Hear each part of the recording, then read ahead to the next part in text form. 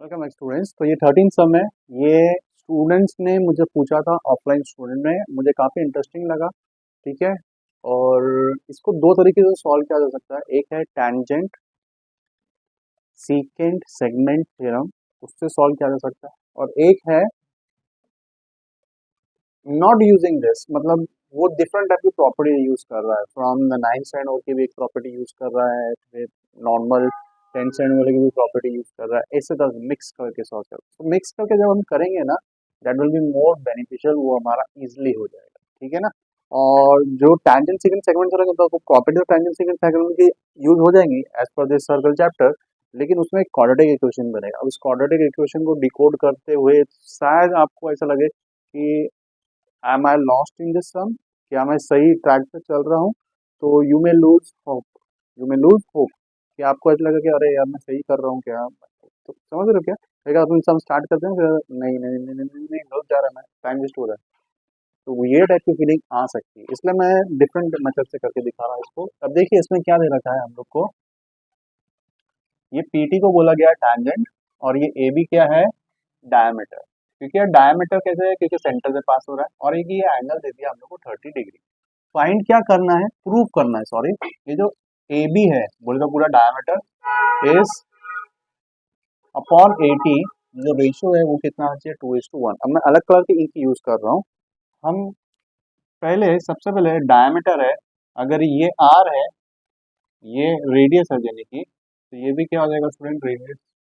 तो ये पूरा का पूरा डायमीटर कितना हो जाता है स्टूडेंट, 2r। सही बात है ना। रेडियस ले लिया डायमीटर को, और आर ले लिया रेडियस को, तो डायमीटर कितना हो गया, 2r। अब मैं क्या कर रहा हूँ, यहाँ पे इसको ज्वाइंट कर रहा हूँ।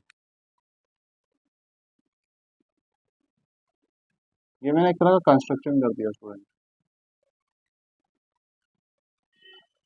तो अभी डायमीटर के अंदर जो एंगल बनता है स्टूडेंट, ये एंगल कितने डिग्री का हो जाएगा, 90 डिग्री का। ये एंगल कितना हो जाएगा, 90 डिग्री का। इसके लिए दो रीजन ले सकते हैं, एंगल इंस्क्राइबिंग सेमी सर्कुलर आर्क, या फिर लिख सकते हैं एंगल सबटेंडेड बाय डायमीटर। तो ये कितना हो जाएगा हमारा, 90 डिग्री का। ठीक है ना। ओके। ये 90, ये 30, तो ऑब्वियसली बचा हुआ कितना हो जाएगा स्टूडेंट, 60 डिग्री का। ये बचा हुआ जो एंगल है, ये एंगल कितना हो जाएगा, 60 डिग्री का। तो इसको हम लोग 30, 60, 90 डिग्री ट्रायंगल मान के इसके साइड्स का वैल्यू फाइंड कर सकते हैं। पहले इससे सम को स्टार्ट करते हैं। मैं प्रूफ लिखता हूँ यहाँ पे। हम लोग क्या लेंगे, let radius is equal to R, therefore diameter A B is 2r। हो गया। Okay. Therefore angle B P A is equal to 90 degree. Reason क्या आएगा, angle subtended by diameter. Construction पे यहाँ पे लिख देने का ज्वाइन कर ले, कंस्ट्रक्शन में ऐसा लिखने का, इसको क्या किया, ज्वाइन कर दिया। ठीक है ना। मैं थोड़ा चीज़ों को अभी कॉम्पैक्ट करके सिखा रहा हूँ, क्योंकि हॉट्स का सीरीज चालू है। हॉट्स सम्स देखने वाले वो स्टूडेंट होंगे जिनका टेक्सचुअल सम्स पूरा क्लियर हो गया होगा, बेसिक पूरा क्लियर हो गया होगा, सॉलिड एग्जांपल्स देख लिए होंगे, प्रॉब्लम सेट थॉरो हो गया होगा। तो मैं ऐसे टाइप के स्टूडेंट्स के हिसाब से मैं सम एक्सप्लेन कर रहा हूँ। ठीक है ना। ओके। तो यहाँ पे ये बीपीए कितना हो गया, 90 degree. Therefore in triangle BPA, angle B is 30 degree, angle P is 90 degree, तो angle A that will be 60 degree. इसका रीजन लिख रहा हूँ, क्या रीजन आएगा, remaining angle of a triangle, remaining angle of a triangle. ठीक है ना। इसके रीजन आप इक्वेशन मार्क करके इसको गिवन लिख सकते हो। ठीक है ना। उस तरह से सम को प्रॉपरली इलेबोरेट कर सकते हैं डिटेल में। ठीक है। तो हम क्या करेंगे अभी, 30 डिग्री के सामने, 30 डिग्री के सामने, 30 डिग्री के सामने, ये 30 डिग्री है स्टूडेंट, ये 30 डिग्री है। इसके सामने कौन सा साइड आ रहा है, सामने कौन सा आ रहा है, एपी। तो मैं लिखूंगा AP will be half of hypotenuse. Hypotenuse का नाम क्या है स्टूडेंट? A B. इसका रीजन क्या आता है? Side opposite to 30 degree. तो ए बी कितना था स्टूडेंट? 2r। तो टू टू कैंसिल हो जाएगा, बचेगा क्या? r। रीजन क्या आएगा? Side opposite to 30 degree. तो मुझे यहाँ पे वैल्यू मिल गया, ये टू टू कैंसिल हो गया, मुझे एपी का वैल्यू मिल गया एज आर। ये जो एपी है स्टूडेंट, ये भी कितना हो गया? आर। इसको मैं मार्क कर देता हूँ as equation number 1। Equation number 1, यहाँ पे जगह नहीं है इसलिए यहाँ पे मार्क कर रहा हूँ एज इक्वेशन नंबर 1। क्लियर है इतना? ठीक है, ओके। अब अब ध्यान से देखिएगा, मैं जो बता रहा हूँ, ये जो एंगल है स्टूडेंट, कौन सा एंगल? ये वाला एंगल पी बी ए।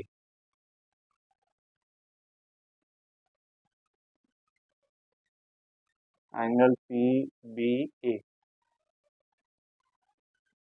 नाउ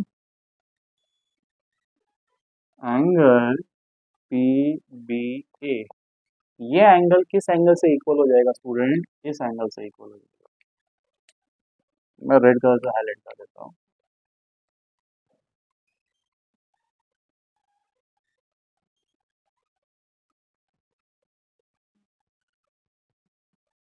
क्यों इक्वल हो जाएगा? अब देखिए, ये टैंजेंट है, ये सीकेंट है, angle between tangent and secant. तो कौन सा आर्क आता है? ये वाला आर्क आ रहा है। कौन सा आर्क स्टूडेंट? ये एपी। ये वाला इंस्क्वायर्ड एंगल है, इसका भी मेजरमेंट क्या आएगा? Half of this arc. ठीक है, तो इसलिए ये दोनों एंगल्स क्या हो जाएंगे? कॉन्ग्रुएंट। दैट इज एंगल, क्या नाम है स्टूडेंट इसका? Angle T P A. T P A. इसका रीजन क्या आएगा? Both are equal to half major arc A P. या तो ये लिखने का, ठीक है, या फिर आप लिख सकते हो angles angles in alternate segment, या फिर सकते हैं alternate statement of theorem on tangent angle between tangent and secant। ये वाला आप स्टेटमेंट लिख सकते हो, ठीक है ना? आपका चॉइस, आपको क्या लिखना है। This one will be more accurate. ये आप चाहे तो ऊपर लिख के दिखा सकते हैं, या फिर आपको और सम को इंक्रीज करना, अगर 4 मार्क के लिए सम आता है तो स्टेप बाय स्टेप करके दिखाऊंगा। 4 मार्क के लिए स्टेप बाय स्टेप क्या करेंगे? पहले ग्रीन वाला एंगल लिखेंगे, आप लिखोगे equal to half major of arc A P by inscribed angle theorem. फिर ये रेड वाला एंगल लिखेंगे is equal to half major of arc A P by angle between tangent and secant theorem. फिर आप देखोगे कि ये दोनों का तो सेम आ रहा है, right hand side half major of A B, then green वाला एंगल और रेड वाला एंगल क्या हो जाएगा? सेम। 4 मार्क के लिए, 3 मार्क के लिए आ रहा है तो शॉर्टकट कर सकते हो, ठीक है। चलिए, तो ये दोनों एंगल्स क्या हो गए स्टूडेंट्स? कॉन्ग्रुएंट। उससे फायदा क्या होगा? अब देखिए, ये वाला जब एंगल 30 डिग्री है, ये वाला 30 था, तो ये वाला भी कितना हो जाएगा? 30। जगह नहीं बच रही है, मैं यहाँ पे लिख देता हूँ इज इक्वल टू 30 डिग्री। ठीक है, ये ग्रीन वाला एंगल ऑलरेडी 30 दे रखा था। ये देखिए, ये ग्रीन वाला एंगल ऑलरेडी 30 दे रखा था, तो वो रेड वाला भी कितना हो गया? 30। तो देखिए, मैं डायग्राम में यहाँ पे शो कर देता हूँ कि ये वाला angle is equal to 30 degree. ठीक है, ओके। अब ये 30 हो गया। अब क्या करना है स्टूडेंट्स? अब हमारे पास दो तरीके हैं, इसको भी मुझे को 30 डिग्री शो करना है, तो उसको 30 डिग्री शो करने के लिए दो तरीके हैं। मैं एक मैगजीन का प्रॉपर्टी यूज कर सकता हूँ, ये 60 को एक्सटर्नल एंगल मानूंगा, तो इसके बाजू का छोड़ के इस ट्राइंगल के लिए ये रिमोट इंटीरियर हो गया, ये रिमोट इंटीरियर हो गया, एक तो वो यूज कर सकता हूँ।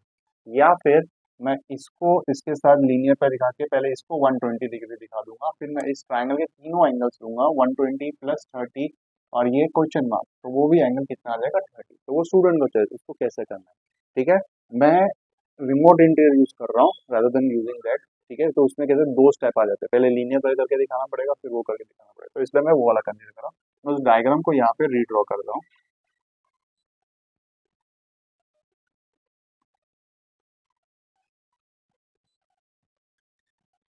यहाँ पे स्टूडेंट पी है, यहाँ पे ए है, और यहाँ पे क्या है टी, और ये बहुत आगे जाके यहाँ पे आता है बी। ये वाला एंगल हम लोग को ऑलरेडी मिल गया था 60 डिग्री, ओके, 60 डिग्री मिल गया था। और ये वाला एंगल हम लोग को कितना मिला स्टूडेंट, अभी अभी 30 डिग्री। कहाँ से मिला, फ्रॉम इक्वेशन, क्या करता हूँ इसको इक्वेशन 2 मार्क कर देता हूँ, ठीक है ना, इसको इक्वेशन 2 मार्क कर देता हूँ, ठीक है। मैं लिखूंगा angle angle P A B is exterior angle for triangle PAT. Therefore, angle PAT is equal to angle P plus angle T. Reason क्या आएगा, रिमोट इंटीरियर एंगल थ्योरम। तो एंगल PAT कितना था स्टूडेंट, 60 डिग्री, ये वाला, और angle P कितना था स्टूडेंट, 30 डिग्री, ये वाला। अरे यहाँ पे T आएगा, प्लस टी, ये इधर जाएगा माइनस हो जाएगा, तो angle T will also be 30 degree. तो स्टूडेंट ये वाला भी एंगल हमको मिल गया 30 डिग्री का। अब ये भी 30 है, ये भी 30 है, तो ये तो क्या बन जाएगा स्टूडेंट, आइसोसेलेस ट्रायंगल। अगर ये आइसोसेलेस ट्रायंगल है तो हमें क्या मिलेगा कि ये जो लेंथ है और ये जो लेंथ है, ये दोनों क्या हो जाएंगी, सेम। ये दोनों लेंथ क्या हो जाएंगी, सेम। तो हम लिखेंगे therefore in triangle PAT we get, क्या मिल रहा है, angle P and angle T both are 30 degree. इसको मार्क कर देता हूँ इक्वेशन नंबर 3। तो ये इक्वेशन नंबर 2 में मुझे P 30 मिला था, T भी कितना मिला, 30। कहाँ से मिला, ये फ्रॉम 2 एंड 3, ओके। तो जैसा मैंने बोला, ये तो क्या बनेगा स्टूडेंट, आइसोसेलेस ट्रायंगल बनेगा। तो मैं लिखूंगा therefore PA is equal to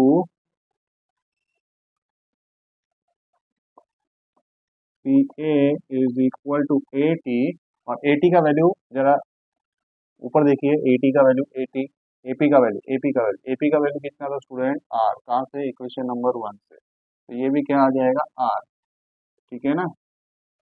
एक तो रीजन आएगा फ्रॉम वन क्यों, क्योंकि एंगल, सॉरी, मेजरमेंट R मिला। दूसरा रीजन क्या आएगा, side opposite two congruent angles, या फिर आप लिख सकते हैं converse of isosceles triangle theorem. तो वो कंफ्यूजन होता है, कॉन्वर्स लिखे कि आइसोसेलेस लिखे। जब एंगल्स को शो करते हैं तो आइसोसेलेस, जब साइड्स को शो करते हैं तो कॉन्वर्स, ठीक है। तो हम लोग को स्टूडेंट ये एटी भी क्या मिल गया, आर। अब देखिए मेन डायग्राम ऊपर की तरफ, ये एटी क्या मिल गया, आर। मैं यहाँ पे लिख देता हूँ स्टूडेंट, ये एटी मुझे क्या मिल गया, आर। अब इस इक्वेशन को क्या मार्क करूंगा, कुछ मार्किंग नहीं किया है क्या, इसको मार्क करता हूँ इक्वेशन नंबर 4, इक्वेशन नंबर 4, ठीक है। अब सीधा मेन डायग्राम, यहाँ पे ये रेशियो डायरेक्टली मैं लूंगा। नाउ बी ए अपॉन एटी, बी ए मेन डायग्राम, बी ए क्या था स्टूडेंट, डायमीटर 2r, यहाँ पे लिखा है मैंने, तो यहाँ पे क्या लिखूंगा स्टूडेंट मैं, 2r। और एटी कितना मिला स्टूडेंट मुझे, r। तो यहाँ पे क्या होगा स्टूडेंट, ये और ये कैंसिल हो जाएगा, क्या बचेगा, 2 1। तो हमने प्रूव कर दिया B A is to AT is equal to 2:1, ठीक है। आई होप आपको समझ में आ गया। अगर नहीं समझ में आएगा please feel free to ask me in the comment section. ऐसे टाइप के सम्स करने से क्या होता है, ये सम डायरेक्टली बोर्ड में आएगा ऐसा कुछ गारंटी नहीं है। इससे फायदा क्या सिर्फ ये होगा कि आपका ब्रेन थोड़ा ट्रेन होएगा, आपका दिमाग कैपेबल बनेगा कि इस लॉजिक को इस तरीके से कुछ 9th स्टैंडर्ड की प्रॉपर्टीज, कुछ 10th स्टैंडर्ड की दूसरे चैप्टर की प्रॉपर्टीज यूज करके, ठीक है ना, मैं सम को सॉल्व कर सकता हूँ। ठीक है ना, आपका क्या है ना, आपके पास आ, आपके जो होता है ना कि दिमाग में क्या क्या चीजें हैं, वो लिस्ट इंक्रीज हो जाएंगी, वो थ्योरम्स इंक्रीज हो जाएंगी, वो प्रॉपर्टीज इंक्रीज हो जाएंगी। अच्छा, तो ये सब टेक्निक्स यूज करके मैं सम को सॉल्व कर सकता हूँ। ठीक है, that's it. Follow me in the Instagram and please share मेरा वीडियो अगर आपको वीडियो अच्छी लगी है तो। और अगर आप डेस्परेटली ये सम का सॉल्यूशन चाहते थे और आपको मिल गया अचानक से, तो प्लीज एक फ्रेंड के साथ शेयर करना, प्लीज एक फ्रेंड के साथ। सब्सक्राइब कराने को नहीं बोल रहा हूँ, सिर्फ शेयर करने को बोल रहा हूँ। Bye, take care.